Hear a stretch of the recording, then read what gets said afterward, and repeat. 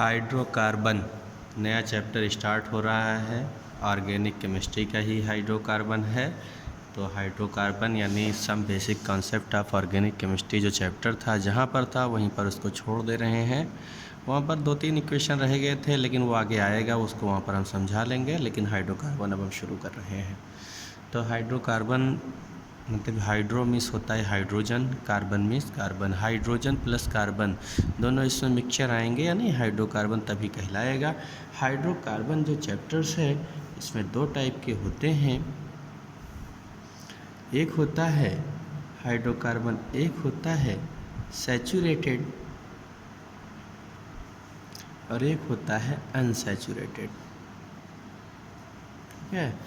और सैचुरेटेड जो होता है इसमें आते हैं एल्केन एग्जाम्पल, और अनसैचुरेटेड में आते हैं एल्कीन और एल्काइन। तो सैचुरेटेड की पहचान ये होती है कि कार्बन कार्बन के बीच में सिंगल बॉन्ड हो। अनसैचुरेटेड हाइड्रोकार्बन की पहचान ये होती है कि कार्बन कार्बन के बीच में डबल बॉन्ड जैसे डबल बॉन्ड या ट्रिपल बॉन्ड पाया जा रहा हो तो वह अनसैचुरेटेड हाइड्रोकार्बन कहलाएगा। तो सबसे पहले यहाँ पर जो हमें बात करनी है, इनके क्लासिफिकेशन तो खैर हमने कर ही दिया है। क्लासिफिकेशन करने के बाद सबसे पहले यहाँ पर जो हम बात करेंगे वो बात है हमारी क्या, एल्केन की हमारी बात होगी, यानी एल्केन। एल्केन पर हम डिटेल में चलेंगे। एल्केन से हट के अब अभी जो भी बात हम करेंगे अब एल्केन की बात करेंगे। एल्केन का जो जनरल फार्मूला होता है CnH2n+2, जहाँ पर n = number of carbon atom. इसी से हम जो है इसकी पूरी होमोलॉगस सीरीज़, अल्केन ग्रुप की पूरी होमोलॉगस सीरीज़ निकाल के हम रख देंगे। इसमें जो सफिक्स यूज़ किया जाता है इसके नॉमेनक्लेचर करने के लिए, सफिक्स में जो यूज़ करेंगे हम एन वर्ड यूज़ करेंगे। अब यहाँ पर जब हम इसकी होमोलॉगस सीरीज़, इसे पहले भी हम कैलकुलेट कर चुके हैं, यानी basic concept of organic chemistry में ये चला था कि अल्केन में जो उनकी होमोलॉगस सीरीज़ है methane, ethane, propane, butane, pentane and so on, वो इसी फार्मूले पर जो कैलकुलेट किया गया था CnH2n+2। लेकिन इनके नॉमेनक्लेचर और इनके आइसोमर्स पर हम सबसे पहले अब आ रहे हैं, इनके नॉमेनक्लेचर और आइसोमर पर। नॉमेनक्लेचर एंड आइसोमर साथ साथ चलेगा। तो सबसे पहले खैर नॉमेनक्लेचर का मतलब ये होता है कि इनके नाम को लिखना, और आइसोमर्स का मतलब ये होता है जो डेफिनेशन है आइसोमर की, molecular formula does not change but structural formula is change, physical and chemical property also change, is called isomer. Phenomena is known as isomerism. तो यहाँ पर शुरुआत जो हम करते हैं नॉमेनक्लेचर की, सबसे छोटे से हम शुरुआत करते हैं, यानी CH4, यहाँ पर कार्बन 1 है तो इसका IUPAC नेम होगा मीथेन।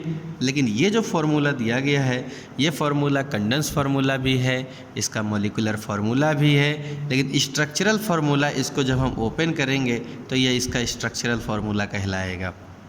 लेकिन ईथेन की अगर हम बात करें तो C2H6 ये है मॉलिक्यूलर फार्मूला, लेकिन CH3 ये है इसका कंडेंस फार्मूला।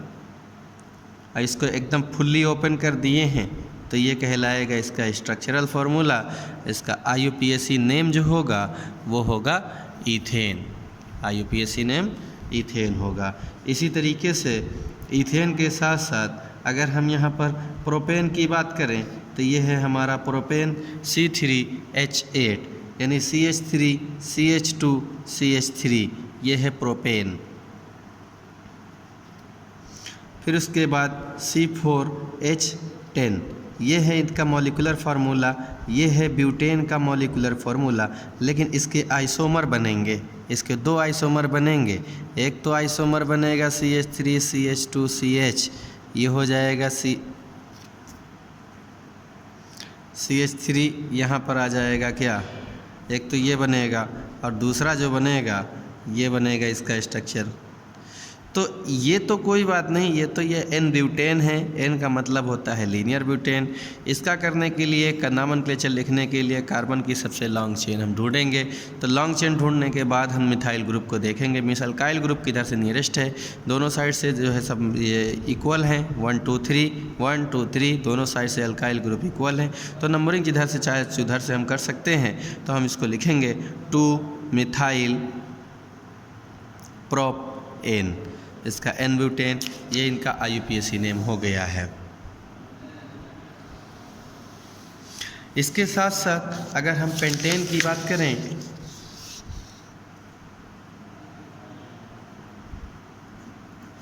पेंटेन का मॉलिक्यूलर फार्मूला C5H12, ये है पेंटेन। लेकिन पेंटेन का अगर हम स्ट्रक्चर बनाएं तो पेंटेन का स्ट्रक्चर हमारे पास 3 स्ट्रक्चर बनेंगे। एक तो स्ट्रक्चर ये बना, दूसरा स्ट्रक्चर ये बनेगा, और तीसरा स्ट्रक्चर जो हमारा बनेगा वो ये बनेगा। इसका कॉमन नेम में तो एन ब्यूटेन है, इसको कहेंगे इसको एन पेंटेन कहेंगे, इसको आइसोपेंटेन कहेंगे,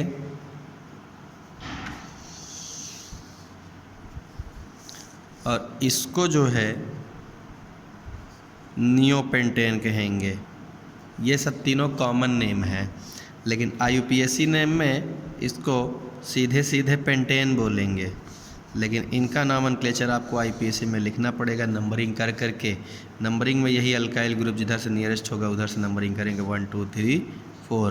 तो लिखेंगे 2 मेथिल ब्यूटेन। इसका चाहे ये ले लो, चाहे जिस एंगल से जाओगे हर एंगल में 3 कार्बन की चेन आपको मिलेगी।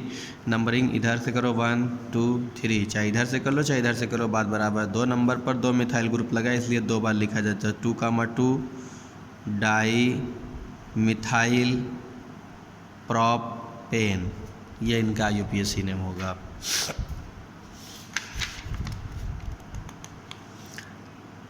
इस तरीके से इसमें बहुत सारे दिए गए हैं, 1 2 है नहीं, काउंटिंग ही नहीं है। नॉमेनक्लेचर बहुत सारे दिए गए हैं, जितना चाहो नॉमेनक्लेचर आप कर सकते हो। लेकिन उसके साथ साथ नॉमेनक्लेचर अपना करते रहना, क्योंकि ये बेसिक कॉन्सेप्ट में हम नॉमेनक्लेचर करने का तरीका हम बता ही चुके हैं। तो सबसे अब यहाँ पर हम बात करते हैं प्रिपरेशन की। किस चीज़ की प्रिपरेशन? अल्केन में हम चल रहे हैं, प्रिपरेशन ऑफ एल्केन, ये मेन हेडिंग है। तो सबसे पहली इसमें प्रिपरेशन में आएगी फ्रॉम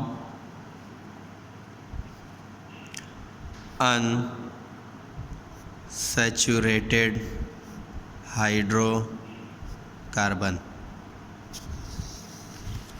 अनसैचुरेटेड हाइड्रोकार्बन से आपको बनाना है हमको क्या?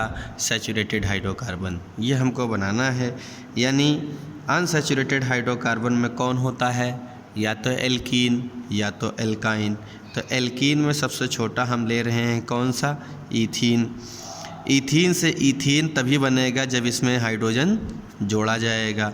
हाइड्रोजन तभी जुड़ेगा यहाँ पर, इनको इस बॉन्ड को तोड़ने के लिए यहाँ पर रिड्यूसिंग एजेंट लगाया जाएगा। उसका नाम होता है प्लेडियम, प्लेटिनम या निकिल। जिस रिएक्शन का नाम है एडिशन रिएक्शन। एडिशन रिएक्शन में हमने बोला था कि प्लेडियम, प्लेटिनम और निकिल ये तीनों क्या होते हैं? स्ट्रॉन्ग रिड्यूसिंग एजेंट होते हैं। ये जब टूटेगा बॉन्ड तो ये CH2 सिंगल बॉन्ड CH2 हो जाएंगे, तो इनके पास एक हाइड्रोजन आएगा 3 हो जाएगा, इनके पास एक हाइड्रोजन आएगा 3 हो जाएगा। इसी तरीके से अगर हम यहाँ पर प्रोपीन ले लें, प्रोपीन को हमें हाइड्रोजन के साथ जोड़ना होगा तो भी हमको प्लेडियम, प्लेटिनम और निकिल के साथ हम कराएंगे। तो यहाँ हमको क्या मिलेगा? प्रोपेन ही तो मिलेगा कि और कुछ दूसरा मिलेगा? दूसरा नहीं मिलने वाला है। प्रोपीन से ये प्रोपेन ही मिलेगा हमको।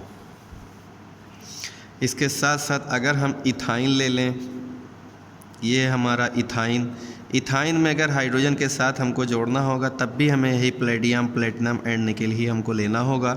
इसमें हाइड्रोजन हमको 2 मोल की हमें ज़रूरत पड़ेगी, 4 एटम की ज़रूरत पड़ेगी। इक्वेशन बैलेंस कर लेंगे, ये भी सारे बॉन्ड टूट करके सिंगल बॉन्ड में आ जाएंगे, यानी CH3 सिंगल बॉन्ड CH3 बना लेंगे, यानी ये ईथेन का फॉर्मेशन करेंगे। कहाँ से?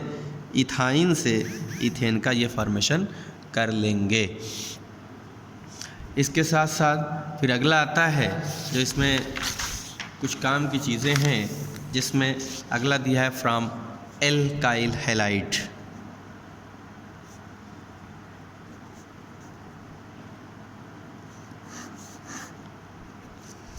From alkyl halide. Alkyl halide की अगर हम बात कर लें तो एल्काइल हैलाइड में हमारे पास 2 ऑप्शन हैं। 2 ऑप्शन का मतलब दोनों नेम रिएक्शन है, ऐसा नहीं है। एक वुड्स रिएक्शन है, एक फ्रैंकलैंड रिएक्शन है। हालांकि फ्रैंकलैंड रिएक्शन तो अब कहा नहीं जाता है, इसलिए फ्रैंकलैंड का नाम ही नहीं दिया जाता है, सीधे सीधे बात कर ली जाती है। खैर वो तो बात की बात है।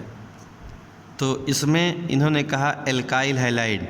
एल्काइल हैलाइड का मतलब क्लोरोमीथेन, भाई एल्काइल ग्रुप के साथ हैलोजन लगा हुआ एल्काइल हैलाइड को अगर हम हाइड्रोजन के साथ यहाँ पर जिंक मेटल के साथ मीडियम एसिडिक दिया जाए तो यहाँ हमको मिलेगा मीथेन और HCl बाहर निकलेगा। इसी इक्वेशन का नाम होता है फ्रैंकलैंड रिएक्शन। नेम रिएक्शन है फ्रैंकलैंड रिएक्शन। स्टेटमेंट ये है कि when alkyl halide are react with zinc and diluted HCl to gives alkane, ये है। अगर हम अल्काइल हैलाइड की जगह पर यहाँ पर जैसे यहाँ पर क्लोरोमीथेन इन्होंने लिया था, तब तो यहाँ हमको मीथेन मिला है। अगर यहाँ पर क्लोरोईथेन ले लिया जाए, क्लोरोईथेन को अगर हम ले लें जिंक के साथ H+ यहाँ रिएक्शन करा दें तो हमको यहाँ मिलेगा क्या? ईथेन हमको मिलेगा और यहाँ हमको HCl हमको बाहर मिलेगा। इसके साथ साथ हम कई सारे मतलब यहाँ पर एल्काइल हैलाइड हम बदलते जाएं और जो एल्काइल ग्रुप हम लेंगे वही एल्काइल हमको मिलेगा, कोई दूसरा नहीं मिलेगा। इसके साथ इसी फ्रॉम एल्काइल हैलाइड में ये तो फ्रैंकलैंड रिएक्शन था, ये तो पहला था। अगर हम दूसरे की बात करें उस नेम रिएक्शन का नाम होता है वुड्स रिएक्शन। वुड्स रिएक्शन का कहना ये है कि when alkyl halide are react with sodium metal in the presence of dry ether to produce twice number carbon alkane. Example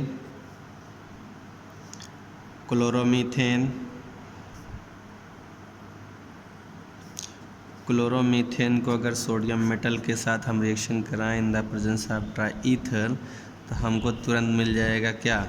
ethane और सोडियम क्लोराइड अलग हो जाएगा, इसके आगे 2 लगा देंगे, इसके आगे 2 लगा देंगे। बाय दिस मेथड एक और C2H6 अगर इसको Br कर लें, सोडियम मेटल के साथ हम रिएक्शन करा रहे हैं, सोडियम मेटल के साथ हम इनका भी रिएक्शन अगर हम करा रहे हैं तो यहाँ हमको C2H5